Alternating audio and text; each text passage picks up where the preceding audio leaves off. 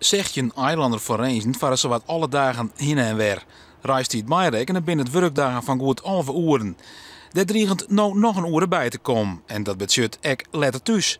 Dat kan wel eens grote gevolgen hebben voor het sociale leven op het eiland, zo denken de forensen. Gisteravond is een mooi voorbeeld. Dan is er een voorspelavond van Opus 3 uit Dokkum. Eilanden kinderen, ook wel volwassenen, die spelen 1 keer per jaar voor aan eilandenbewoners, aan ouders, grootouders, familie. En dat begint al vrij vroeg, 6:30, 7 uur. Dat duurt bijna 2 uur. Nou, als je dat rekent dat je er met de 7:30 boot terugkomt, dan moet dat ook allemaal opschuiven. Dat betekent dat kleine kinderen later naar bed gaan.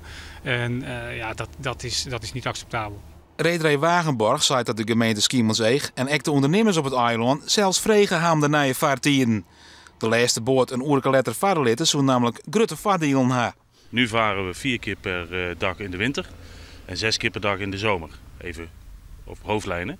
En dan is het 5 keer per dag, 365 dagen per jaar. Dan zijn de tijden wat gespreid. Het voordeel is dat mensen meer keuzes kunnen maken, wat later naar het eiland kunnen, maar ook later van het eiland af kunnen. De forensen gaan onderwijls bezwaar maken bij de gemeente. Die zal opnieuw imputeren met Wagenborg. De rederij neemt komende maanden een definitief besluit over de vaartijden.